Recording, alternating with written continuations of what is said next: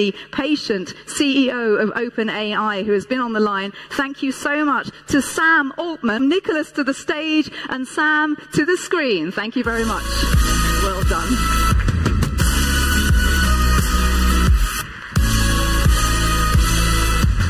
All right.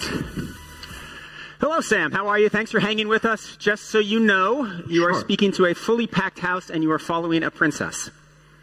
We are going to focus on the replies given by Sam. So the first set of questions that he was asked are, what is the first good thing that will happen? And what is the first bad thing that will happen when it starts to really have an impact? So I think the area where we're seeing impact even now is productivity. Software developers are the most commonly cited example, and I think probably still the best one to use, where people can just do their work much faster, more effectively, work more on the parts that they want. And like other sort of technological tools, they become part of a workflow, and then it's pretty quickly becomes difficult to imagine working without them. And so I expect that pattern to happen in more areas where we'll see different industries become much more productive than they used to be because they can use these tools, and that'll sort of have a positive impact on everything from writing code to how we teach, how we learn, how healthcare works, and it'll see this increase in efficiency. And I think that'll be the first really detectable positive thing, and I'd say we're already in that. First negative thing, I mean, obviously there are already some negative things happening with the tools. I would say cybersecurity, I don't know if it'll be the first, but it's one that I want to call particular attention to, is something that I think could be quite a problem. The next is, how important is language equity as you train the next iteration of the product? I don't know if that was a tee up or not, but I'll take it. One of the things that we're really pleased with GPT-4o, which we released a couple of weeks ago, is that it is very good at a much, much wider variety of languages. We'll make future ones better at even more, but I think the stat that we announced was like a good coverage for 97% of people for their primary language that they speak. So we were able to make a really big step forward there. People have been loving that, and we'll continue to push on that further. What kind of improvements do you foresee, whether it's linear, asymptotic, or exponential? Great question. We don't expect that we're near an asymptote, but this is like a debate in the world, and I think the best thing for us to do is just show, not tell. There's a lot of people making a lot of predictions, and I think what we'll try to do is just do the best research we can, and then figure out how to responsibly release whatever we're able to create. I expect that it'll be hugely better in some areas and surprisingly not as much better in others, which has been the case with every previous model. But this feels like the conversation we've had every other model release. When we were going from 3 to 3.5 and 3.5 to 4, there's a lot of debate about, well, is it really going to be that much better? If so, in what ways? And the answer is there still seems to be a lot of headroom. And I expect that we will make progress on some things that people didn't expect to be possible on the whole. The new model will presumably be trained on synthetic data. Are you worried?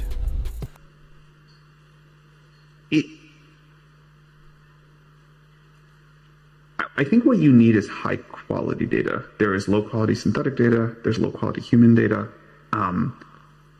And as long as we can find enough quality data to train our models, or another thing is ways to get better at data efficiency and learn more from smaller amounts of data, or any number of other techniques, I think that's okay. And I'd say we feel like we have what we need for this next model. Have you created massive amounts of synthetic data to train your model on? Have you self-generated data for training? We of course have done all sorts of experiments, including generating lots of synthetic data. My hope is that there will be,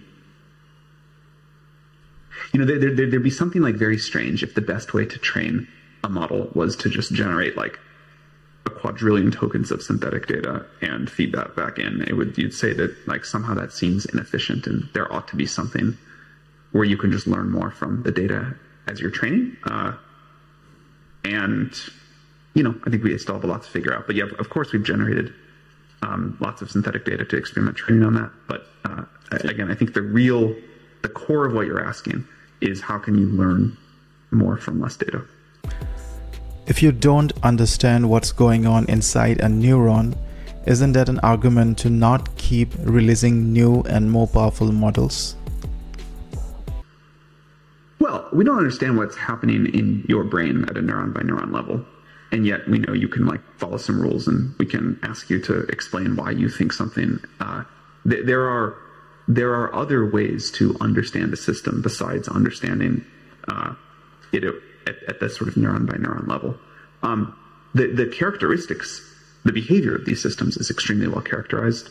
And one of the things I think that has surprised a lot of people in the field, including me, is the degree to which we have been able to get very quickly, and sort of when viewed on the history of a new technology scale, these systems to be generally considered safe and robust. My wife also says she sometimes doesn't understand exactly what's happening at a deep level of my brain. So we've got that in common there. What is the most progress we've made, or have there been any real breakthroughs in understanding this question of interpretability? There was a great release recently from Anthropic that did a Golden Gate Bridge model that sort of showed off, one interesting feature of this. That'd be like a recent thing I would point to. For every $1 million a company spends on making the model more powerful, should it spend the same amount for safety? I don't know what that means. I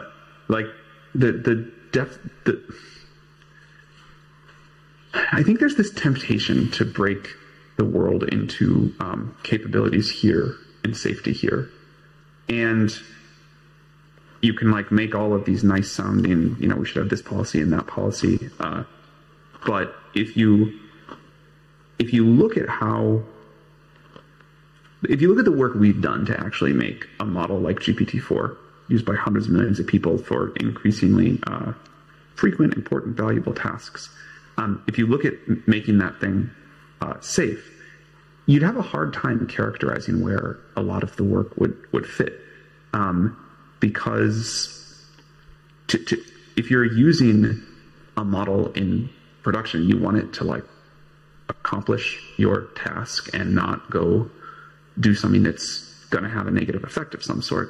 But you don't know, like you as a user, you're like, oh, did this work because it did what I want? Did that work because of capabilities work or safety work or something in between? Like getting the model to behave the way the user wants, according to these boundaries. It's an integrated thing. It's like you get on an airplane. I guess this is a bad recent example, but I started it, so I'll stick with it. But you get on an airplane, and you want to know it'll get you where you want to go, and you also want to know that it's not going to crash on the way. But I think there are some cases in that airplane design where you could say, okay, this was clearly capabilities work, and this was clearly safety work. But on the whole, you're trying to design this integrated system that is going to safely get you where you want to go, hopefully quickly, and hopefully not have a panel fall off during flight. And the boundary there is sort of not as clear as it often seems. Fair enough. So in some ways, all of your engineers, to a degree, are working on safety. But let me pose it a different way. I almost said safety is everybody's responsibility, but that seemed like the worst of those corporate slogan things, so I didn't. Convince us, Sam, that the wings are not going to fall off after the safety guys have left. I think you have to look at our actions and the models that we've released and the work we have done, the science we have done to make. Again, I made this point earlier, but if you go back and look at what people were saying at sort of the GPT-3 time about the plausibility of us ever make systems like this safe, aligned, whatever. And the fact that just a small number of years later, we've put something out at this standard, and this is a huge amount of work across many teams. There's alignment research, there's safety system, there's monitoring. We just recently talked about some of our work to take down a bunch of influence operations. The fact that we are able to deliver this, and of course we're not perfect, of course we learn from contact with reality as we go, but the fact that we are able to deliver on this at the level we do, I think is, it's something we're very proud of. I also think that taking the super alignment teams and putting them closer for the reason I was talking about earlier, putting them closer to the teams that are doing some of the research will be a very positive development. Okay.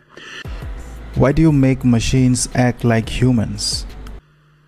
I think it's important to design human-compatible systems, but I think it is a mistake to assume that they are human-like in their thinking or capabilities or limitations, even though we sort of train them off of, we do this behavioral cloning off of all of this human text data. They clearly can do extremely superhuman things already and then very, very not human things later. So I always try to think of it as an alien intelligence and not try to project my anthropomorphic biases onto it. The reason, though, that we make some of the interface choices we do, and there's some we don't make also, is that we believe in designing for a very human-compatible world. The fact that these systems operate in natural language, that seems really important to us for a bunch of reasons. It seems like there's also a lot of nice safety properties around that you can imagine down the road, but it seems like a very important goal to make the AIs be maximally human compatible and designed for humans and work in a way where they're communicating with us in language, maybe with each other in language. There's other versions of this. I sort of think the world should prefer humanoid robots to other, shapes or structures of robots to encourage the world to stay maximally human oriented. So I think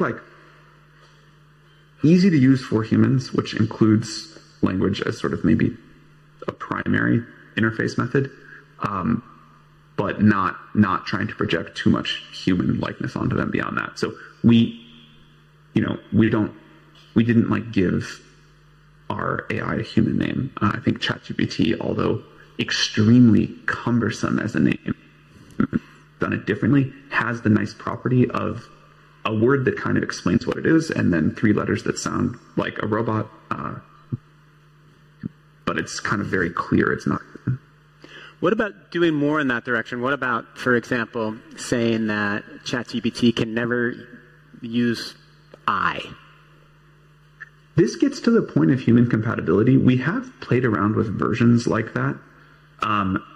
It tends to frustrate users more than it helps. We're used to some idioms when we're interacting in language. Or what about with your voice? When you have a voice model, having a beep or something before that signifies this is not a person. I mean, we're about to enter this period of elections. Everybody here is concerned about deepfakes, misinformation. How do you verify what is real? What can you do to make it at the core design level so that's less of a problem? Yeah. I think there are interesting audio cues like a beep. What people definitely don't want is a robot sounding language. This gets to the kind of human compatibility point and the way we're wired. I will say, having used voice mode, which I love much more than I expected to, it really crossed some threshold for me all at once. I was never the guy using voice mode on my phone for anything else before this one. That there is incredible value, much more than I personally realized, to what feels like a very natural voice interface. And I don't think it would work the same way for me or kind of be the same level of naturalness and fluidity if it didn't sound like something that I was already like wired to. But you know, a beep, some other indication, that could all make sense. I think we've just got to study how users respond to this. We'll launch it reasonably soon, and I'm heartened on the whole by the reaction that users had to ChatGPT, where very quickly people understood A, that it was an AI, B, what the limitations were, when to use it and not use it, and C, kind of just how to integrate it, but that it was a new thing. I'm hopeful that things like voice mode will follow a very similar trajectory, but we will have a very tight feedback loop and watch it very carefully. Well, I'm hopeful that the real-time translation works because I'm here in Switzerland and I was running in the mountains and this guy yells something at me in French, and because I'm pretending to be improving my French, I pretended to understand him, but I clearly didn't because what I was doing was heading into like a dangerous zone where I almost fell off a cliff. So once we can fix this, I'll be much better. What's up with Scarlett Johansson? Did you use her voice? Yeah, it's not her voice. It's not supposed to be. I'm sorry for the confusion. Clearly, you think it is. But, boy, people are going to have different opinions about how much voices sound alike. But we don't. It's not her voice. And, yeah, we don't think it. Not sure what else to say. Where do you see LLMs in a couple of years? Honestly, we nor anyone else know the answer to that question. There are clearly tons of models being trained there, and that will continue. And although we don't know, I would expect that China will have their own large language model that's different from the rest of the world. I would guess that there will be there will be like hundreds of thousands of large language models trained. I would guess that there would be a small number, 10, 20, something like that get a lot of the usage and that are trained with the most resources. But I think we're still so early in this world and there's so much left to discover and so many scientific breakthroughs still to happen that any confident predictions here are really hard. How do we navigate amidst these tons of AI contents? I think the way we use the internet is likely to somewhat change, although that's going to take a long time. But I don't worry about it becoming incomprehensible. I think you already see a little bit with the way someone uses ChatGPT, where you can sometimes get information more effectively than going around to search for something and click around. And this idea that the internet can sort of be brought to you, I think is a cool thing about where AI is going. And so I think there could be changes to how we all use the internet like that, but I don't worry about it becoming incomprehensible, covered with spam generated articles or anything. I mean, in a way, listening to hear it say that, I see a world where the internet almost collapses, where it is just these 10 or 20 large language models that are your interface. Is that more of what you see? No, I think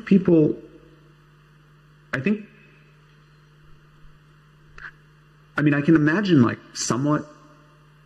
I can imagine versions where the whole web gets made into components and you have this AI that is putting together, this is a way in the future, putting together the perfect web page for you every time you need something, and everything is live rendered for you instantly. But I can't imagine that everything just gets to one website. That feels against all instincts I'd have. Tell me about the income inequality after AI. Let me give an example first. Today we launched OpenAI for nonprofits, which is a new initiative to make our tools more cheaper and more widely available for nonprofits. So there's discounts, there's ways to share best practices, and people have been doing amazing work with this. One example is the International Rescue Committee using our tools and having great results from that integration, supporting overstretched teachers and learners in real crisis zones. And I think that is an example of where these tools, because you can automate something that has been difficult and make intelligence, however you want to call that, much more widely available, can really help people that need it more than it would help people in like already a rich context. So we're very excited to launch that program in general, and it's an example of what you're talking about, that you can see ways in which, lots of ways, doesn't take much imagination, that AI does more to help the poorest people than the richest people. And we really believe that. We're enthusiastic about it. It is a huge part of why we want to build these tools. And I think it's a huge part of like the history of technology and the arc of what's been happening. So that will happen for sure. I think technology does a great deal to lift the world to more abundance, to greater heights, to better prosperity, whatever you want to call it. And I'm optimistic for that. I don't think that'll require any special intervention. I still expect, although I don't know what, and this is over a long period of time. This is not a like next year or, you know, the year after that kind of thing. But over a long period of time, I still expect that there will be some change required to the social contract, given how powerful we expect this technology to be. I'm not a believer that there won't be any jobs. I think we always find new things to do. But I do think like the whole structure of society itself will, you know, be up for some degree of debate and reconfiguration. Did the OpenAI board learn about ChatGPT from Twitter? Look, I respectfully, but very significantly disagree with her recollection of events. But I will say that I think Ms. Toner is, she genuinely cares about a good AGI outcome, and I appreciate that about her. I wish her well. I probably don't want to get into like a line-by-line refutation here.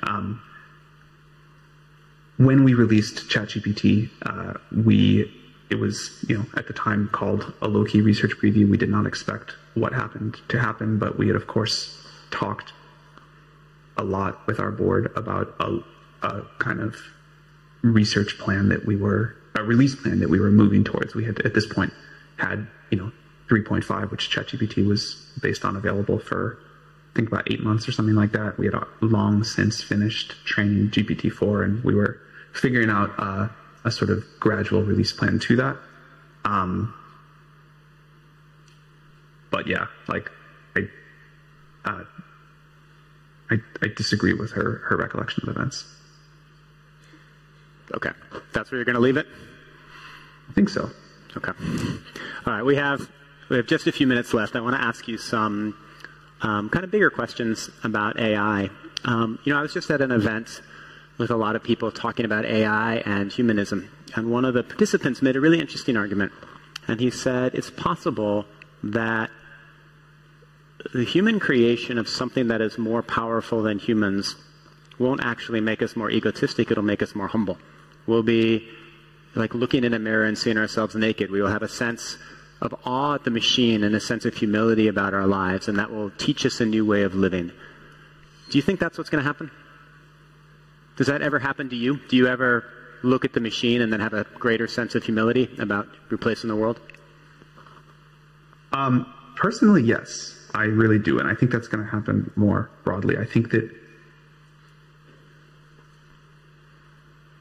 I would bet that there will be a widespread, you know, I'm not going to go this way for everybody. There will be people who have egotistical freakouts about it. But I think in general, there will be a widespread increase in awe for the world and the place in the universe, and sort of the humbleness of the human perspective, that I think will be very positive. I was reflecting recently about how, in some sense, the history of science has been humans have become less and less at the center.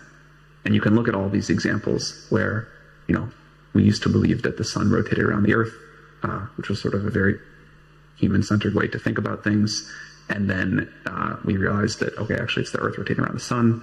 and actually those little white dots in the sky are many stars, and there's many galaxies beyond that. And then depending on how far you want to go with the analogy, you can say, all right, like there's the multiverse thing, and this is really quite strange, and we're really almost nothing. And the AI maybe be another example of where we get some additional perspective that sort of gives us more sort of like humbleness and awe for the much bigger thing that we're all part of. And I think that's been like an ongoing and really positive thing. Do you think that there is anything in the human brains that cannot be replicated by machines?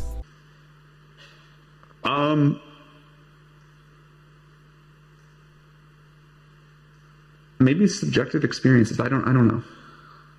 Like I don't want to get into the like AI and consciousness debate, because I think there's nothing I have to add to it.